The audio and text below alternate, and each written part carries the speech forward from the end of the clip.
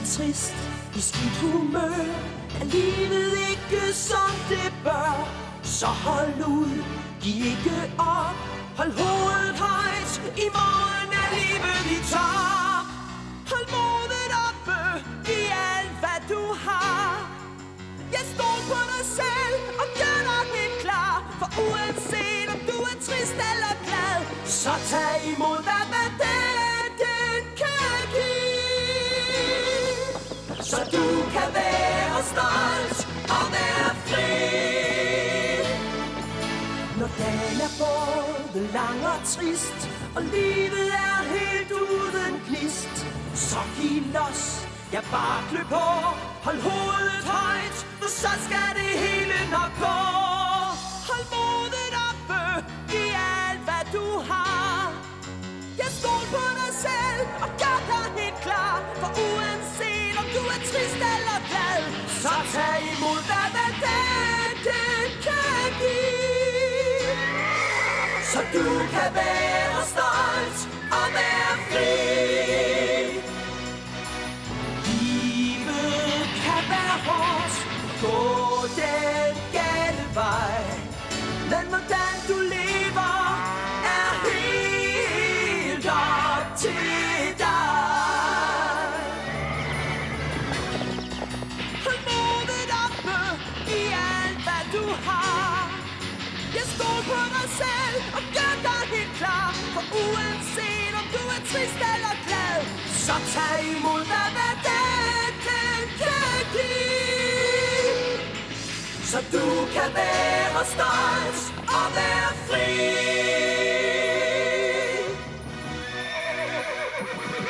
Black Beauty.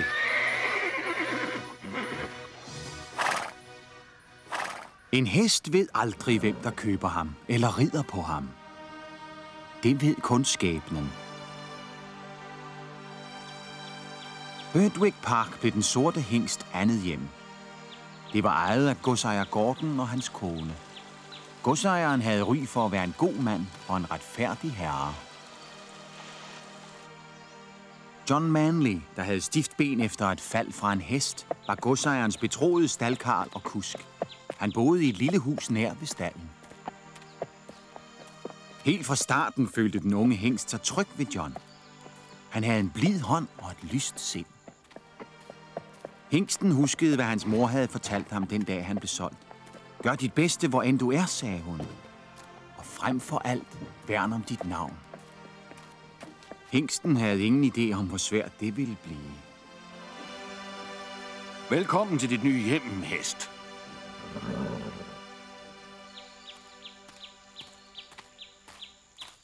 Jeg hedder Marylex. Hvad hedder du?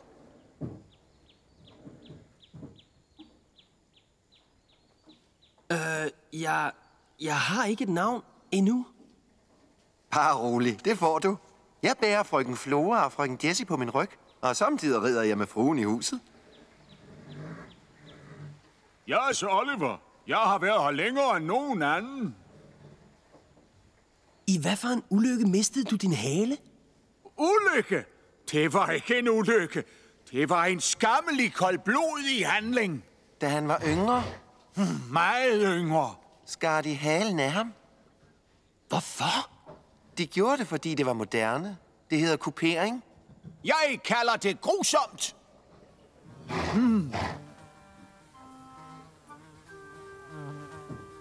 Jeg kan ikke engang vifte fluer væk mere. Au! Og de stikker endda.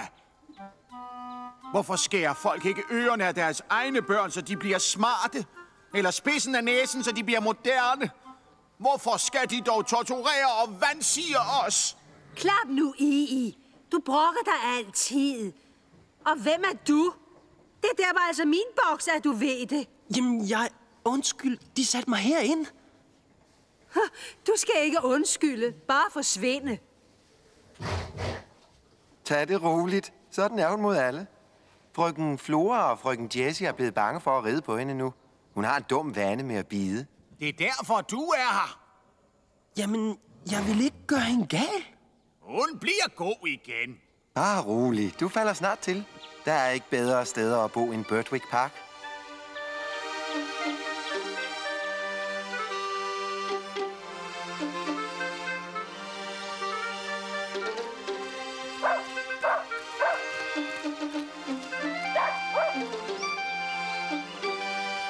Hvordan ser han ud, John?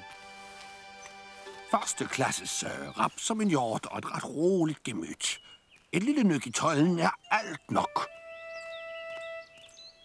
Hvad skal vi kalde ham?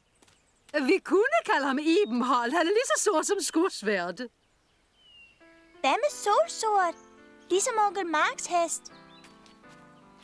Han er så sød og smuk. Jeg har det. Vi kalder ham Black Beauty. Black Beauty er fint.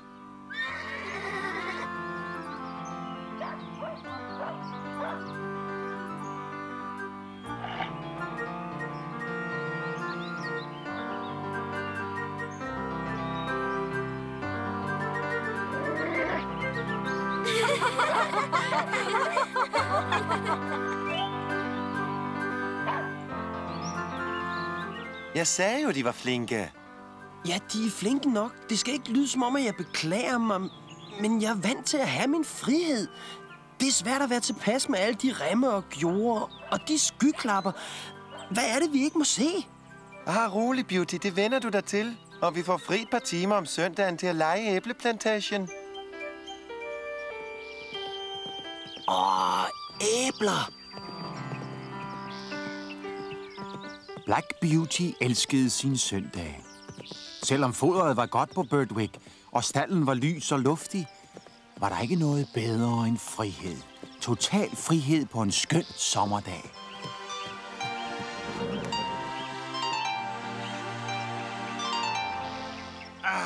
Der er ikke noget som frisk græs, synes jeg altså. Godt for fordøjelsen. Nu kommer frøken altid Muggen. Farvel. Halløj, Ginger. Dejlig dag, ikke også?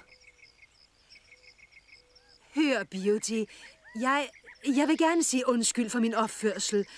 Jeg har ikke været særlig sød. Det er i orden.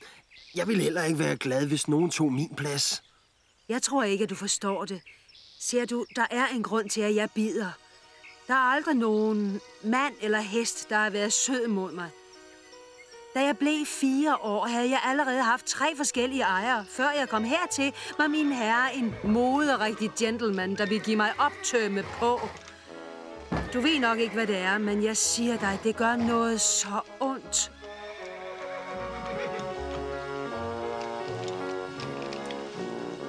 Det er en kort tømme, der tvinger dig til at holde hovedet højere end normalt. Og du har 2 bisler i munden i stedet for 1. Mit var skarpt, og det gjorde ondt i tungen og kæben. Jeg var ved at kvæles. Smerten var ved at gøre mig skør.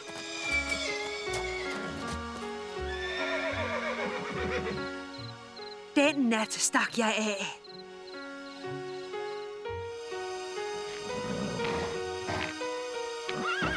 Og sparkede mig vej ud.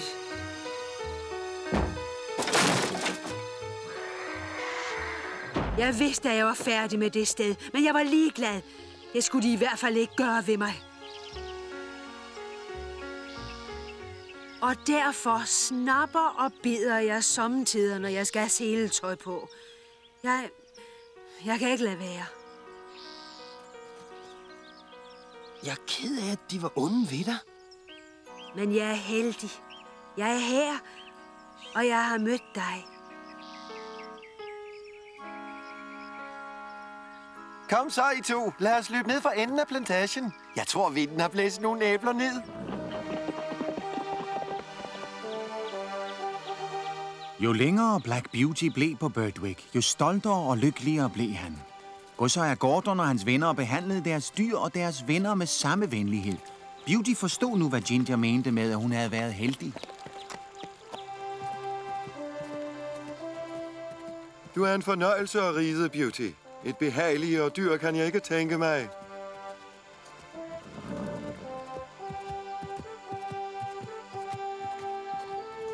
Vi må hellere ride hjem.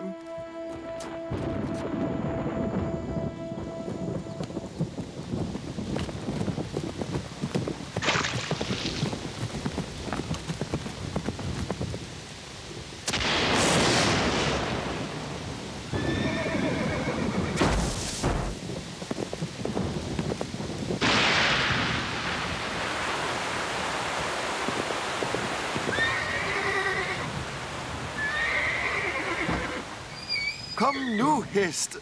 Vi bliver gennemblødte. Hvad er der i vejen med dig? Jeg bliver jo dødssyg. Stop! Broen er skyllet væk! Skyllet væk? Ja, den brækkede midt over. Det var godt, I ikke red over. Havde det ikke været for min hest, kunne du have fisket mig op af floden lige nu. Du reddede mit liv, Beauty. Mange tak.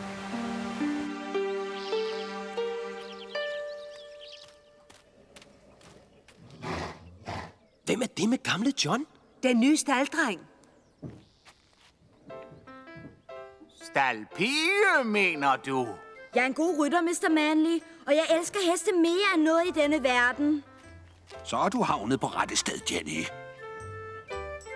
Det er Sir Oliver, Ginger, Merrylegs og Black Beauty. Hej. Sig goddag til Jenny.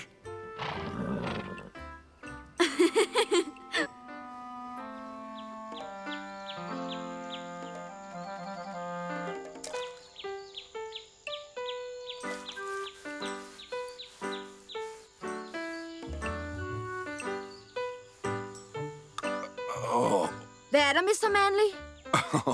Alderdom, søde ven. Man kan ikke altid høre det komme, men når det så er kommet, så kan man virkelig høre det. John! John! Hvad er der, Sir? Hvad er der sket? Det er Mrs. Gordon. Hun er blevet syg.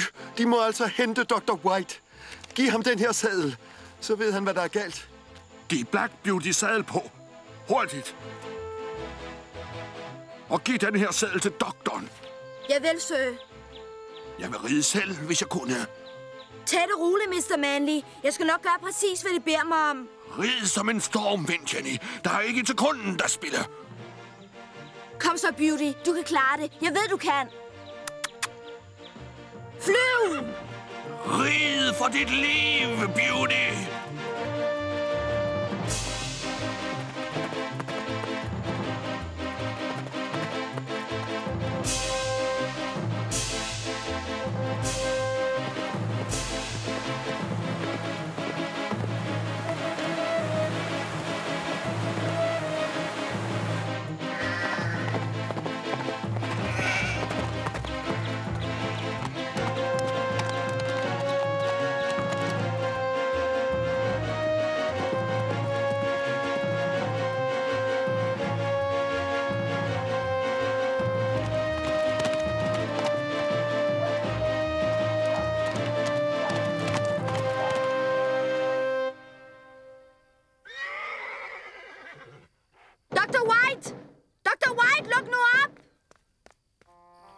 Hvad i alverden vil du? Det er Mrs. Gordon. Hun er meget syg. Mr. Gordon sagde, at de skulle have den her. Han tror, hun dør, hvis de ikke kommer. Jeg kommer straks.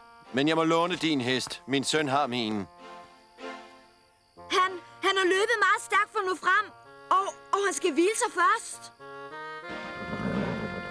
Der er vist ingen anden udvej. Black Beauty er en god hest, sir. Han klarer det nok.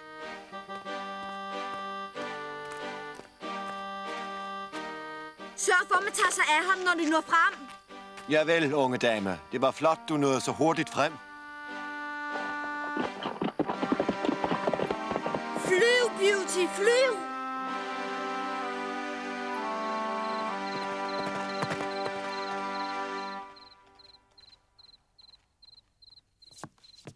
Jeg har aldrig i mit liv set en hest løbe så stærkt. Doktor, skynd dem herind! Han er hurtig. Slap nu af, ven. Sådan.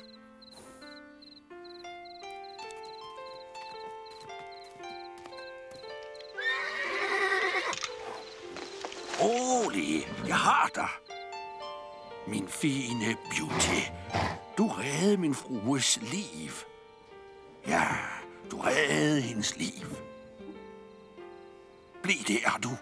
Jeg henter noget varm vælling. Du må have frygtelige smerter. Gamle John ved, hvad han gør. Stol du på det? Det var flot løbet, Beauty. Vi er så stolte af dig. Jeg er så træt.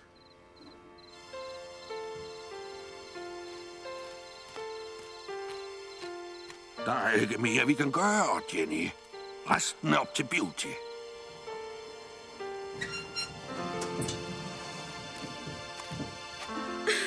Det er min fejl, Mr. Manley. Jeg redder ham for hårdt. Og bagefter doktoren. Shh, mit barn. Du gjorde det rigtige. Hvis Beauty kunne tale, ville han selv have bedt Dr. White om at sætte sig i sadlen. Jeg kan bare ikke lide at se ham sådan her. Han er så... Jeg elsker ham. Det gør jeg også. Den hest er mit hjertes stolthed. For slet ikke at nævne, at han er Mr. Gordons favorit. Jeg må hellere få lidt søvn. Hent mig bare, hvis han skulle få det værre. Det skal jeg nok, Mr. Manley. Fat mod, unge dame. Det er sådanne stunder, der styrker karakteren.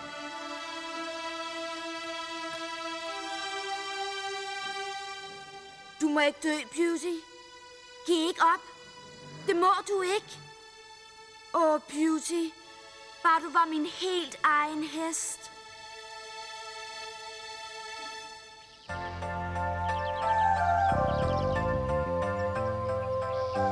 Hvis vi to nu red bort sammen, hvis vi to nu blot forsvandt, hvis vi red af skjulte stier, hvad mon vi så fandt? Rid med, rid afsted, i et smukt solskinsvejr, og i stjernernes skær. Ja, vi rider som vinden på himmelfærd. Rid, tag nu med. Rid, rid afsted.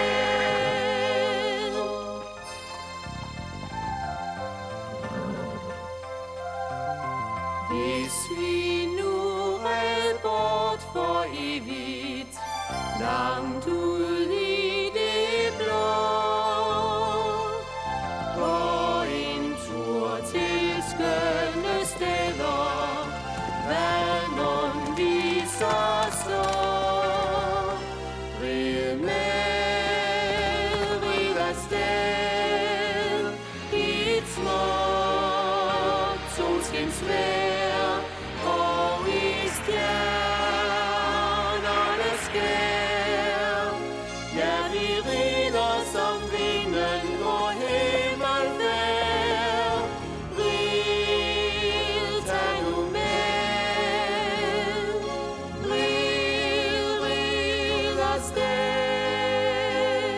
Med vind på min kind mærker jeg klart følelsen af ørnens flugt i en vældig fart. Rid, rid afsted i et smukt solskinsvejr, og i stjernernes skær.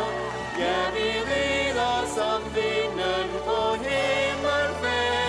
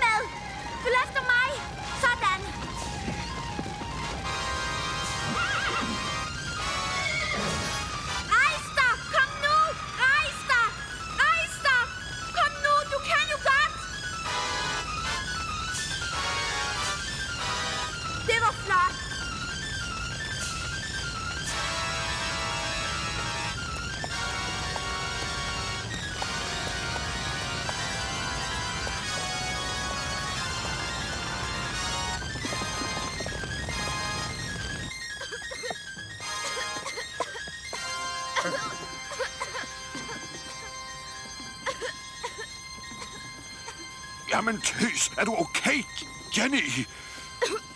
Jeg er okay. Beauty? Hvad med Beauty? Du er en modig lille en, Jenny. Det glemmer jeg aldrig.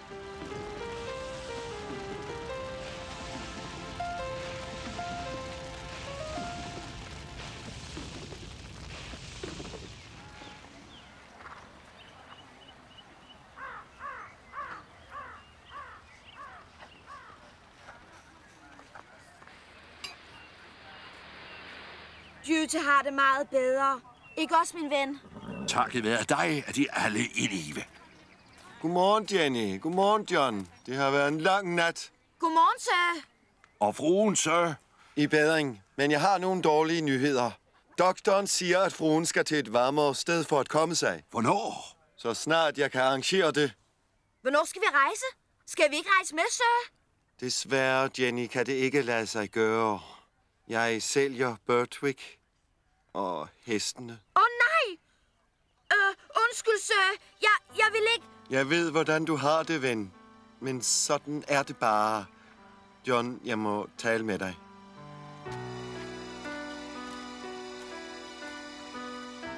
Jeg vil savne dig meget, Beauty.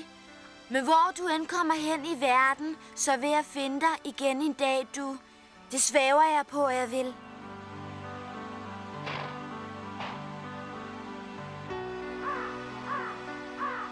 Merrylegs og Sir Oliver blev solgt til den lokale præstegård.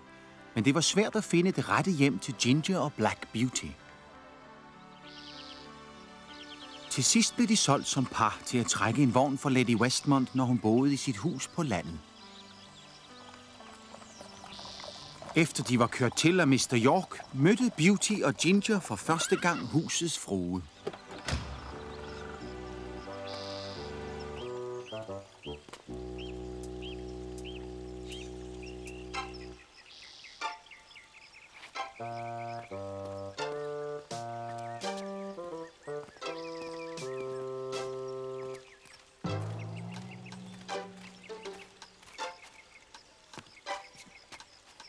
Goddag, min fru.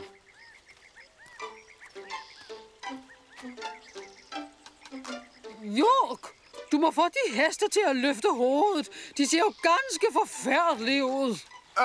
Ja, undskyld mig, frue, men de heste har ikke haft hovedtøj på i lang tid. Og herren sagde, at de ville være bedre at løfte deres hoveder gradvist. Gør, som jeg siger. Som de ønsker, min frue. Jeg kan løfte dem en smule mere.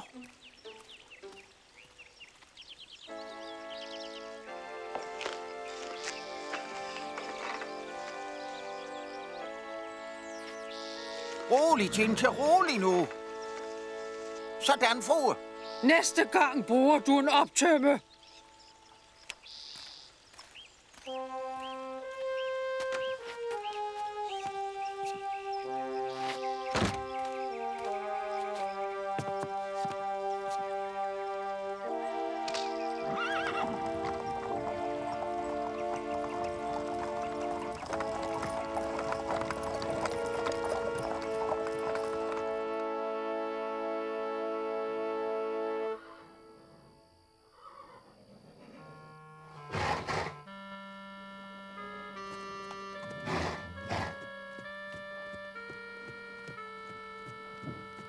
Slap af, Ginger.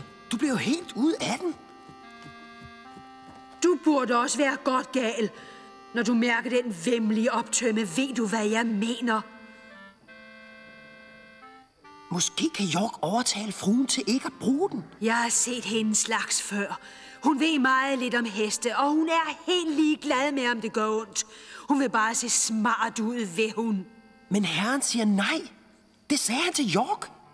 Det er lige meget, Beauty. Men jeg vil ikke have det. Det siger jeg dig. Jeg nægter.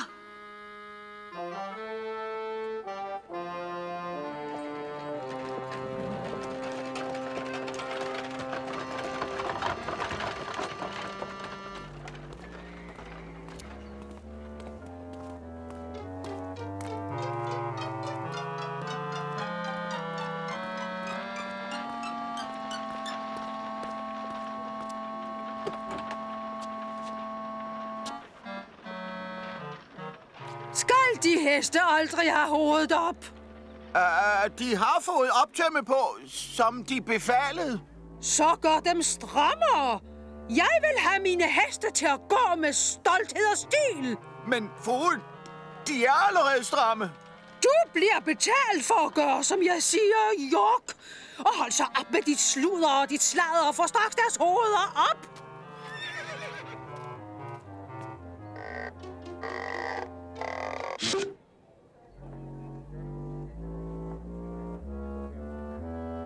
Javel, frue. Det gør nok lidt ondt, Beauty, men prøv at holde det ud.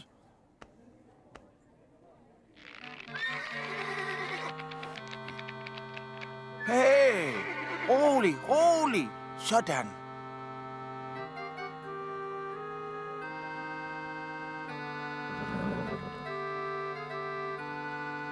Tag den rolig, ven. Kom nu.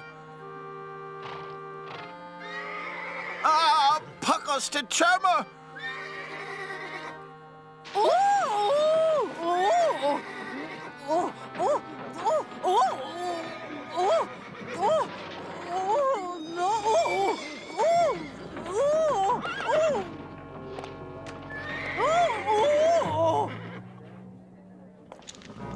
Slip, Beauty!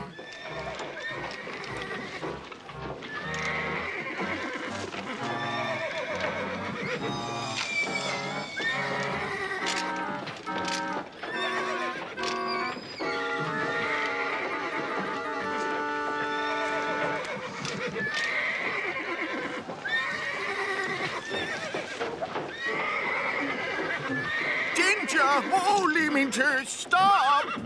Kom nu, mand! Hvis ikke du kan få sjælen af, så kap skavlen! Tag vognstangen af! Her!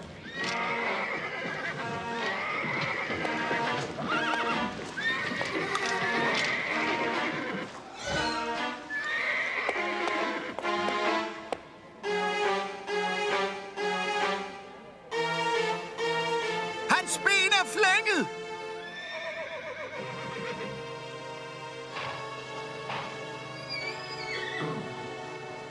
Det her skal min mand få at vide.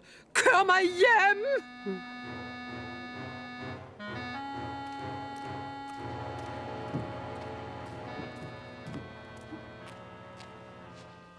Hvor galt er det, doktor?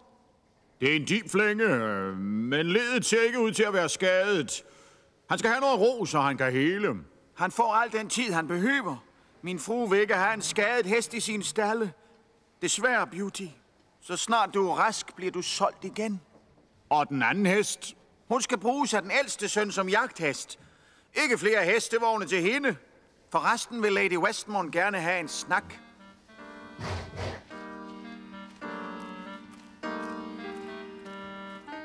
Det er min skyld, Beauty. Det er jeg ked af. Det er ikke din fejl, Ginger. Det er vores frues skyld, fordi hun bruger den væmmelige optørm, ikke også? Det er min skyld, at du nu bliver solgt, og jeg mister den eneste ven, jeg har. Jeg vil savne dig, Beauty. Jeg vil aldrig nogensinde glemme dig, Ginger.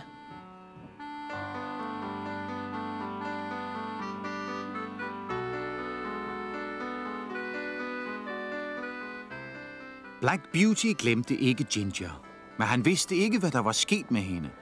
Og tilfældet førte til sidst Beauty til hans nye hjem og hans nye job, hvor han var i en hel del år.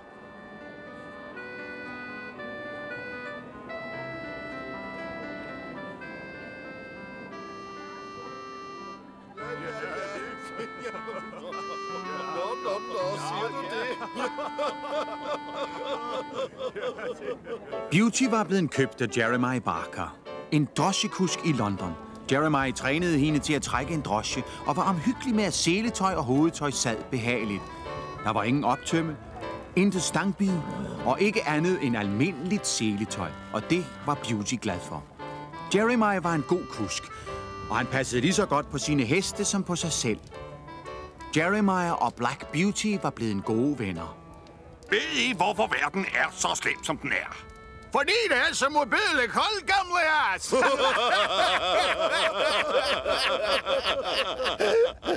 Det er fordi folk kun tænker på at redde sig selv. Og ikke vil besvære sig med at hjælpe de undertrykte og rette op på uretfærdigheden. Hørt! Min mening er nu, at hvis vi ser nogen gøre noget ondt, som vi har mulighed for at stoppe, og vi så ikke gør noget ved det, så bliver vi selv lige så skyldige.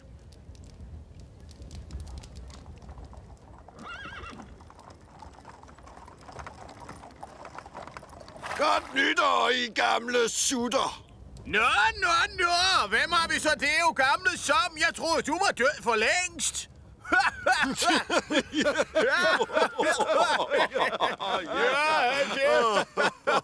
Hvad med noget varm suppe til en rigtig kold kusk?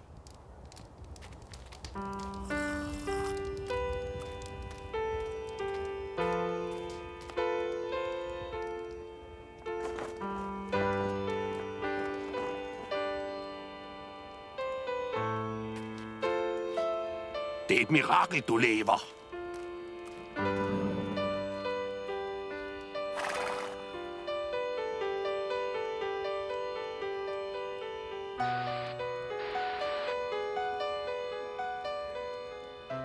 Beauty, er det dig? Ginger, jeg troede nok, det var dig, men du ser så... Gammel, slidt. Det er jeg, min ven. Tiderne har ikke været gode ved mig. Lady Westmonds søn red mig hårdt. Det var et forfærdeligt slid. Jeg er blevet solgt så mange gange siden, da det er uudholdeligt. Stakkels Ginger. Kusken, der ejer mig nu, kører mig dag og nat. Selv om søndagen. Hvorfor forsvarer du dig ikke? Du plejer da ikke at finde dig i dårlig behandling.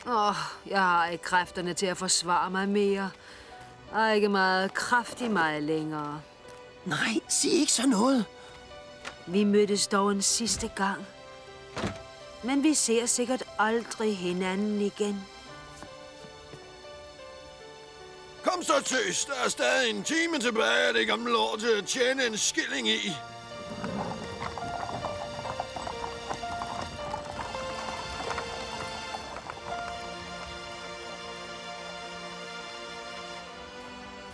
Vi skal en tur til West End Square. Så er det vist mig, gutter. Kom med denne vej, det her.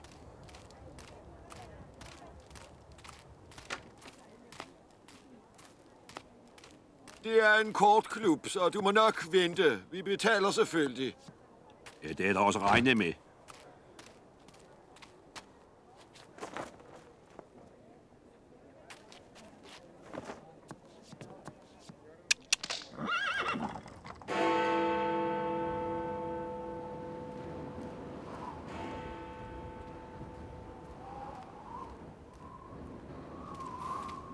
Sikkert et hundevejr, det er. Havde jeg vidst, at vi skulle vente så længe, så havde jeg sagt nej. Så. Nu er det snart slut.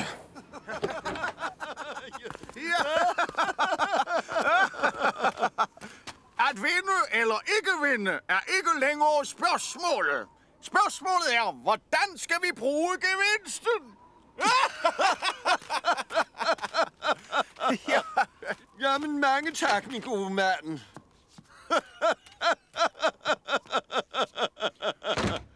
Til Bristol Manor, skynd dem lidt, kusk. Vi vil gerne være hjemme inden nytår. Det nye år er allerede 2 timer gammelt, sir. Så må vi hellere skynde os, ikke også?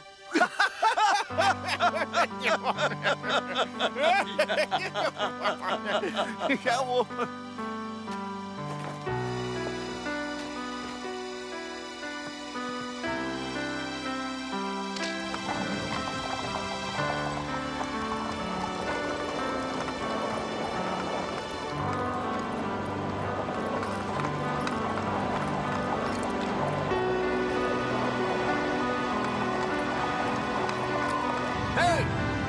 Hurtigere! Hurtigere!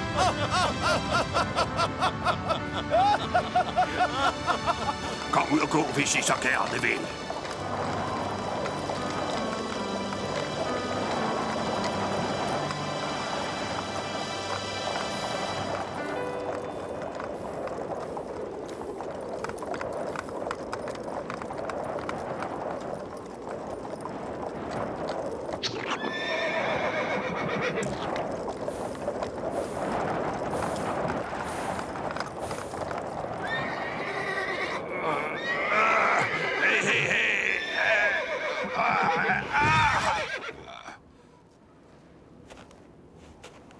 Beauty. Kom så, Beauty. Op, eller du fryser ihjel.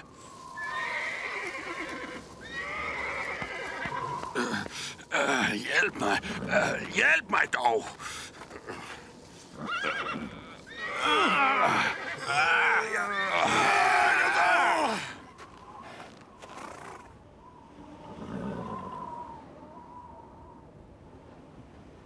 Sø, gamle ven. Det er dit dårlige knæ. Du er vist færdig med at trække vogne.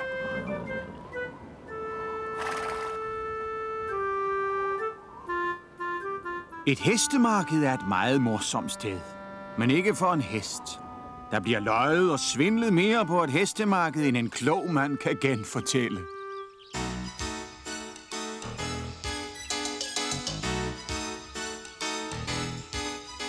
Små søde hopper, der vimser omkring.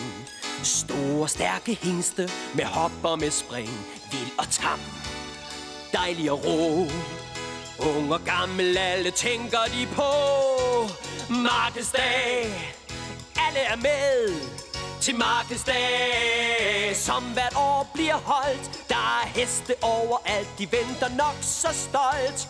Og alle tænker på, om de nu bliver solgt til markedsdag. Til markedsdag, yeah. Nogle springer lidt rundt, andre tænker, hvem mon der kommer og køber og tager mig med hjem og tramper lidt rundt. Lytter til bud og gør hvad de kan for at se dejlige ud til markedsdag. Alle er med til markedsdag, som hvert år bliver holdt. Der er heste overalt, de venter nok så stolt. Og alle tænker, hvor var det godt, jeg blev solgt til markedsdag. Til markedsdag. Så må jeg ikke til markedsdag. Og det er ikke for dit dårlige knæ. Kunne jeg solgt dig 5 gange i dag? Far, se! Må jeg klappe ham? Det kan du tro. Han er blid som et lam.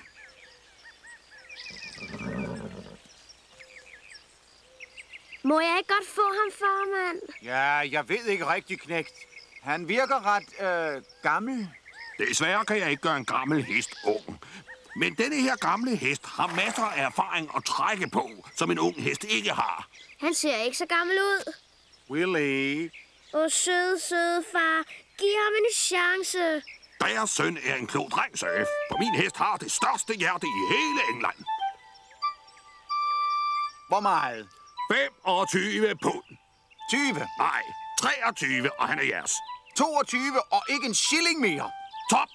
Og mange tak, far. Jeg skal nok passe meget godt på ham, det lover jeg. Hvad skal vi kalde ham? Han hedder Black Beauty.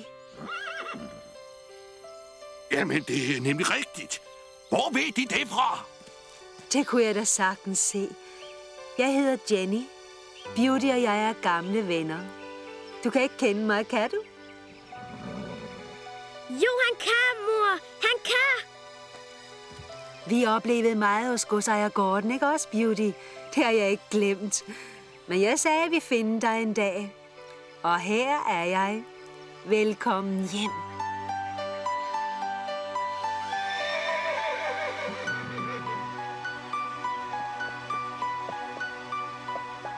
Hvad hedder hun? Hun har et sødt navn.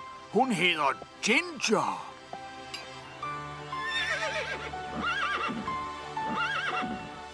De har gjort et godt køb, så.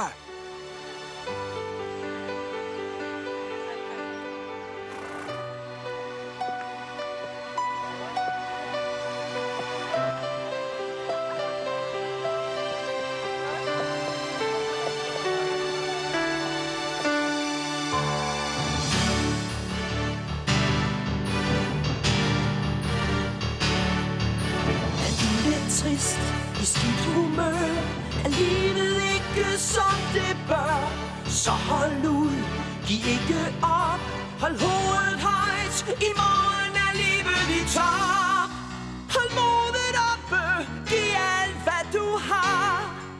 Jeg stol på dig selv, og gør uanset om du er trist eller glad, så tag imod hvad dagen kan give. Så du kan være stolt og være fri. Når dagen er både lang og trist, og livet er helt uden gnist, så giv los, ja bare klø på, hold hovedet højt, for så skal det hele nok gå. Hold modet oppe, giv alt hvad du har. Jeg stol på dig selv, og gør dig helt klar, for uanset om du er trist eller glad, så tag imod hvad dagen kan give. Så du kan være stolt og være fri. Livet kan være hårdt og gå den gale vej, men hvordan du lever er helt op til dig. Hold modet oppe i alt hvad du har. Jeg stol på dig selv og gør dig helt klar, for uanset om du er trist eller glad, så tag imod hvad dagen kan give. Så du kan være stolt og være fri.